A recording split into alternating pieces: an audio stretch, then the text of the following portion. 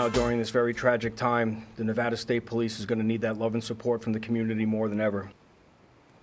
Heartbreak in Las Vegas tonight, where 2 Nevada State troopers were hit and killed in a hit-and-run crash. Good evening, everyone. Welcome to West Coast Wrap.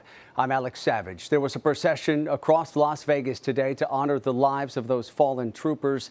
And tonight, the driver suspected of causing that deadly crash is in custody. Investigators say those troopers were struck early this morning as they helped a driver on the shoulder of Interstate 15. The driver took off, but investigators located their vehicle shortly after the crash and made an arrest. The Las Vegas community is devastated by this loss. On behalf of the Las Vegas Metropolitan Police Department, I want to begin by expressing our deepest condolences to the families of the fallen troopers and to our fellow brothers and sisters at the Nevada State Police. The troopers who died in that crash, their names have not yet been released. They have been described as husbands with children. Tonight, voters across the country are watching a heated showdown between 2 rival governors. The highly anticipated debate between California's Democratic Governor Gavin Newsome and Florida's Republican Governor Ron DeSantis is happening tonight in Georgia. They've been jabbing at each other on social media and in interviews for months on issues like immigration and crime. Tonight's debate is unusual considering the 2 governors are not running against each other. Of course, DeSantis is a Republican presidential candidate. Political experts say this could be a chance for them to score some political points. It's unusual, but on the other hand, it serves aims for both of them. For Gavin Newsome, it enables him to have a conservative foil against whom he can raise his profile and continue to build a national constituency. And for Ron DeSantis, someone who's running actively in the presidential primary, it's free airtime, debating against someone who is considered a villain of many on the right. So I think it's a win-win for the 2 of them. Both men escalated their attacks on each other ahead of the debate by releasing campaign ads. Newsome targeted Florida's abortion access policies. DeSantis called California the petri dish of American leftism. The Oregon Secretary of State says she won't take former President Trump off the ballot for the Republican primary, even as many voters call for his removal.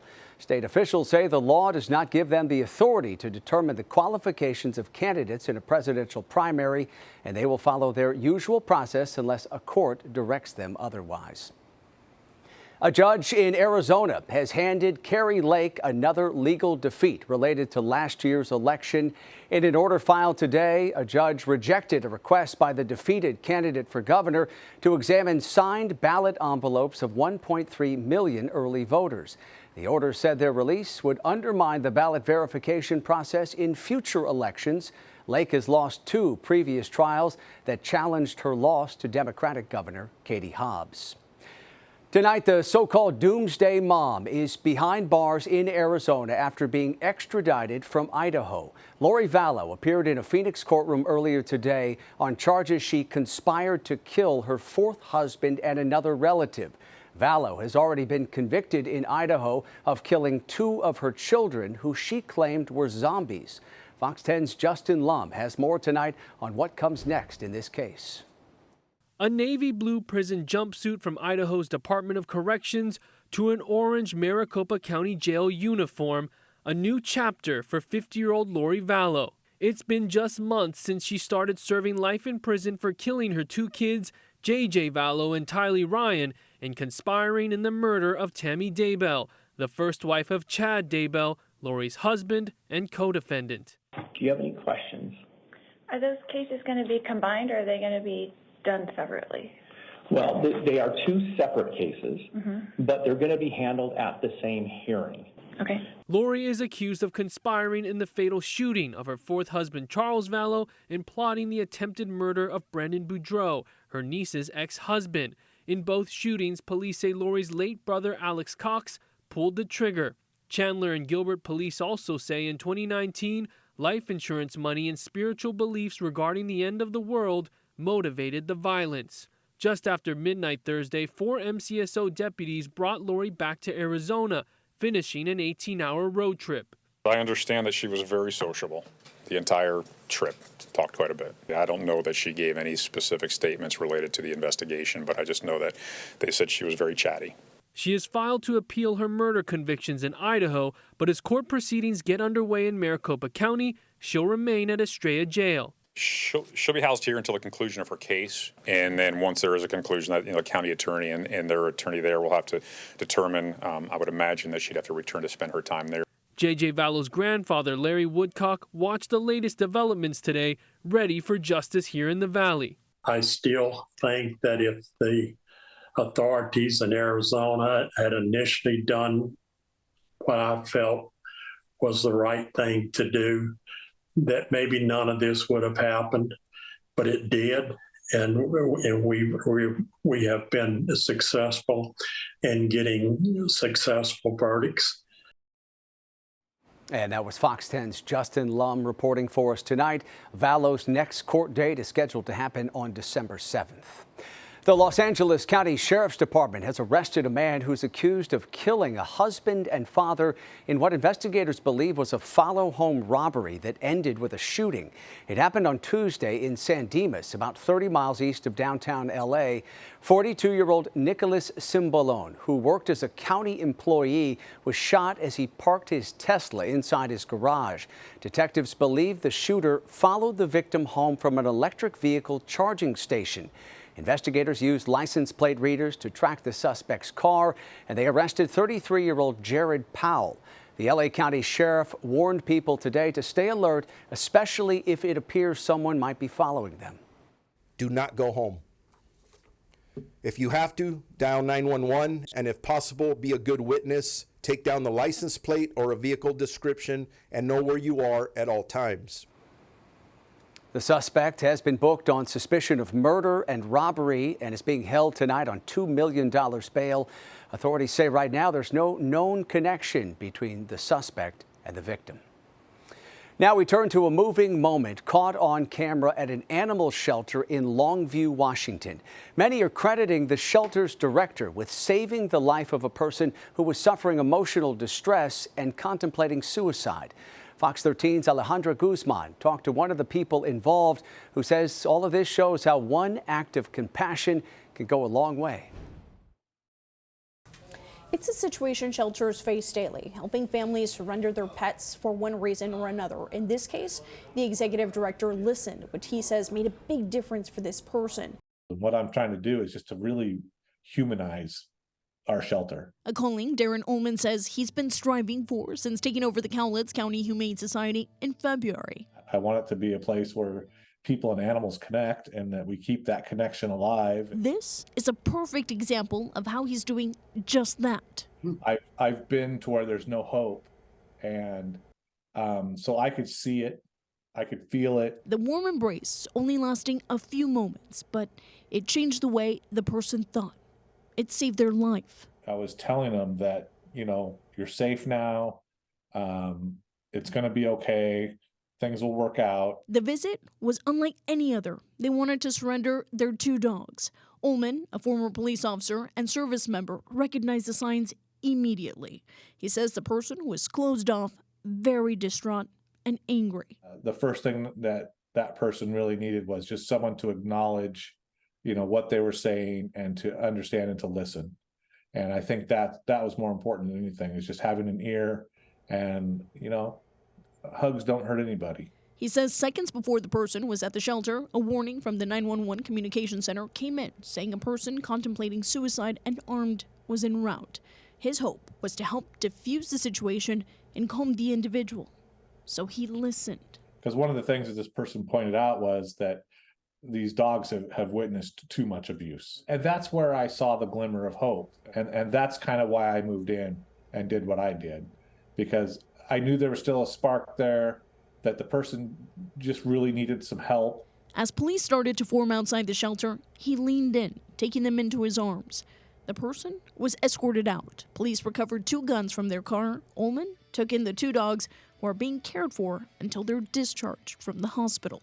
This was a person who loved their animals enough to, in a bad situation, to think of the animals first and to take action in regards to that before doing anything else. And that was Fox 13's Alejandra Guzman reporting for us tonight.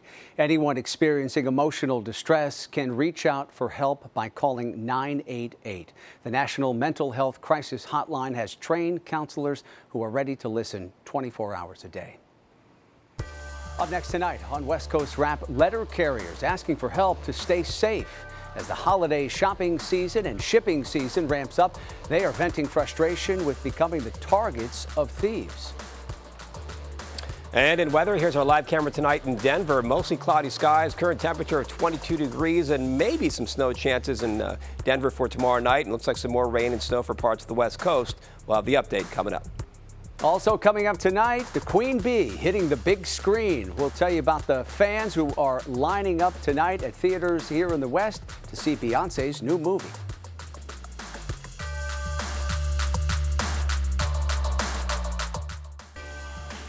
Beyoncé's Beehive is buzzing with excitement right now as they get ready to watch the highly anticipated Renaissance World Tour movie.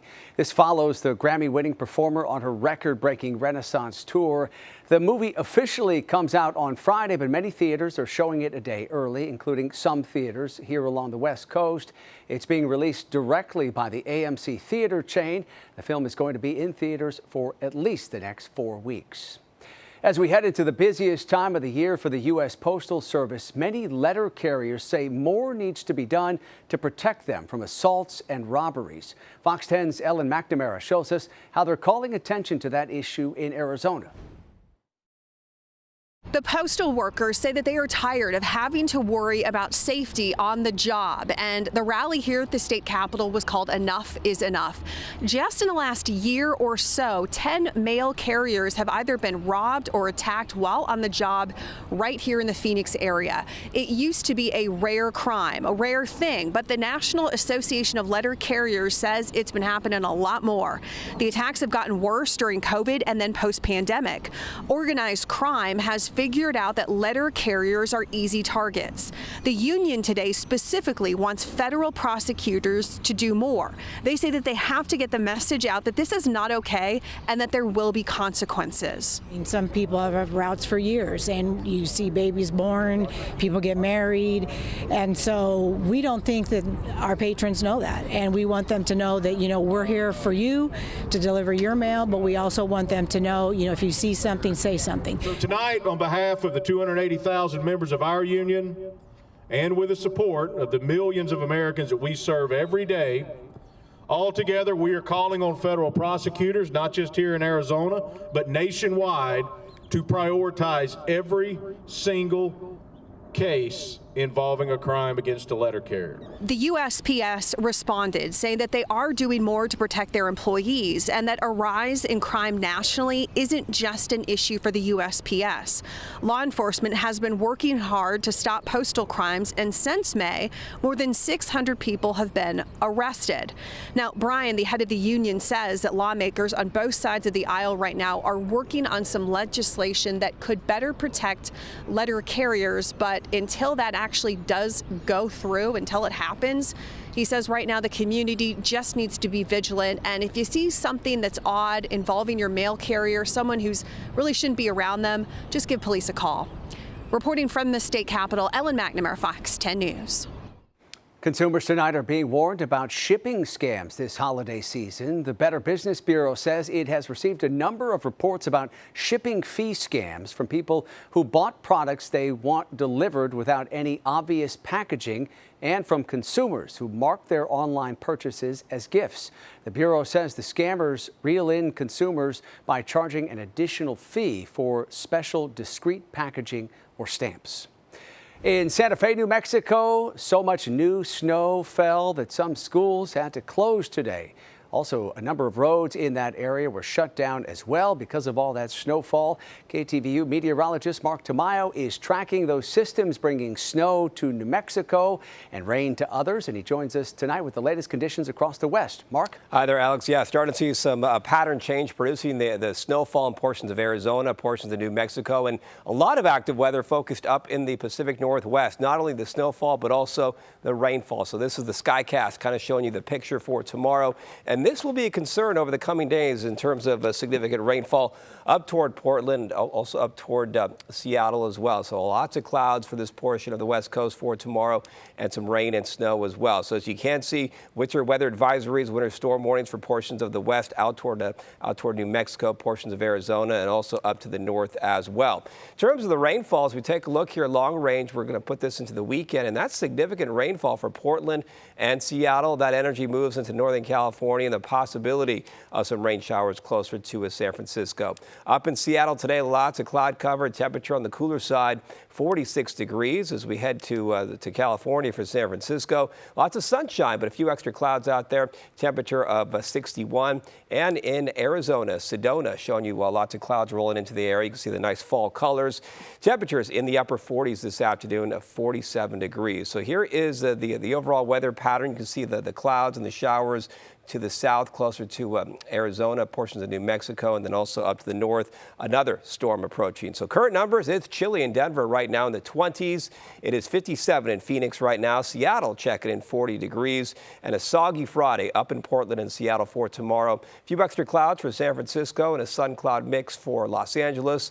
As we head out toward Denver, we are expecting more cloud cover and the possibility of some snowfall late in the afternoon and into the evening hours. So that's what the forecast model is showing. A lot of some unsettled conditions, the rain and the snow up in the Pacific Northwest, and that snow kind of expanding out toward Idaho, out toward Utah, and portions of Colorado. So as you can see over the next 3 days, we have that big rain cloud for Seattle. Lots of clouds off for San Francisco. Looks like a quiet weather pattern for Southern California, and maybe some snow chances for Denver, especially as we head into Friday night. As far as the overall weather pattern into next week, it looks like we could still be talking about some more rain and some more snow up in the Pacific Northwest, and something we'll definitely have to keep an eye on over the coming days. All right, it's going to keep coming. Mark, thank you. San Francisco Bay Area construction company is elevating its crane game. It's a big step forward in going green and trying to reduce carbon emissions. KTVU's Brooks Giroux got a first-hand look at this operation. It's a biggie, and it stretches high into the sky. But this crane has a quieter quality, not any louder than a kitchen blender. It's pretty cool. It's one of a kind. The only one on the West Coast, 4th in the nation. It's new, and it's electric. It's really special. It's an exciting new innovation in the heavy lifting space to have a fully electric crane. Price tag about $3 million, opposed to $2.3 for its diesel counterpart. I had to keep an open mind because I've never even been around an electric machine. Manufacturer Liebherr says this mighty machine can lift 275 tons and run up to 8 hours unplugged. This is just kind of showing what our battery charge is, so we're at 92%. In the belly of the beast, the diesel engine and fuel tank are out, and an electric motor and batteries are in. Manufacturers say an electric crane, unlike a diesel one, saves 18,500 gallons of fuel a year. That's close to 200 tons of carbon that's not going into the air. We always get the question, well, how do you charge this if you don't have power? Do you have to bring a diesel generator? No, you don't. So here is the MP75-600. Big battery packs are the clean alternative. The crawler crane just plugs right in and can fully recharge in 2.5 hours. These mobile units are also a total power solution for a construction site without the harmful emissions. The work does not change and the work output doesn't change just because you go electric. And Biggie Crane and Rigging is going green, even with its truck fleet that hauls heavy equipment, moving toward a sustainable future. We're really trying to have it be an end-to-end solution, not just a one-off thing with one crane here on the yard. With more than a century in the Bay Area, the company is innovating, investing in solar panels that will soon power 80% of its operation. And one day be charging up what's ready to build things up across the state. This is a California crane. We think it fits best here. Biggie says this is just the beginning. They plan to add more electric cranes in the years to come. In San Leandro, Brooks Giroux, KTVU, Fox 2 News. On Capitol Hill today, a hearing focused on allegations the federal government worked with Twitter to censor Americans. The House Judiciary Committee hearing related to the so-called Twitter files. Thousands of internal communications about Twitter's decision to moderate content prior to Elon Musk taking over the San Francisco-based company. Musk and a team of journalists later released those documents. That was about a year ago. They allege a group called the Cyber Threat Intelligence League partnered with the Department of Homeland Security and the FBI to censor Twitter content. The scope, power, and law-breaking of the censorship industrial complex are even worse than we had realized. Republicans on this committee want to entrench their theory of social media censorship. Their unfounded accusation that social media companies are colluding with the government to censor conservative voices. And some Democrats on Capitol Hill called today's House hearing a political stunt. Coming up tonight on West Coast Rap, the Las Vegas Sphere has another band lined up now to take the stage at that unique venue. We'll tell you the popular band that will be playing several shows there. The Environmental Protection Agency is proposing some new rules meant to reduce the amount of lead in drinking water across the country. The EPA reports millions of people are still drinking water that passes through lead pipes, and that can lead to health problems. The EPA estimates there are 9 million lead pipes still in use in water systems that need to be replaced by the year 2035. In Southern California, a 2-mile stretch of beach may not open until tomorrow at the earliest after a massive sewage spill. Orange County health officials are still waiting for water quality tests to come back. Fox 11's Mario Ramirez spoke to people in that area who are worried the water is harmful to more than just people. I won't go in the water. I'm not one of those crazy surfers that's like, I've lived here my whole life and whatever. No, I won't go in the water. Absolutely. That's crazy. These signs warning beachgoers about contaminated water and high bacteria levels are up along part of the Orange County coastline after nearly 100,000 gallons of raw sewage spilled into the ocean. We heed the signs. We're not happy about it, but we do. It's frustrating not to be able to go swimming and use our ocean because that's why we live here. And it's an expensive place to live, so makes you think twice. Over 2 miles of the coast was shut down Wednesday morning from Laguna Avenue to Blue Lagoon Beach after Laguna Beach city officials say there was a rupture in a main sewer line during routine maintenance work. I'm actually really, really sad because they've been doing so much work on the sewer lines lately, I mean, for months and months, and the fact that somebody must have made a big mistake, I'm guessing, to release all that raw sewage, because it didn't just happen on its own. I worry more about the fish that are out there that might be affected. Meanwhile, the waters in these areas remain closed.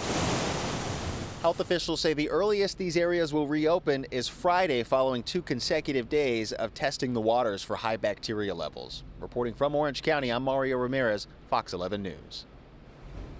We now know the next band that will be performing inside the famous Sphere in Las Vegas. Today, the venue display announced Phish will take to the stage for 4 shows coming up in April. Each of those performances will feature unique set lists and visuals. The Phish shows will follow the Sphere's successful debut with performances by U2. Tickets to see Phish will be on sale through December 11th, and you can imagine they will be going fast. That does it for West Coast Rap tonight. Thank you so much for watching. Have a great night. We'll see you back here tomorrow night.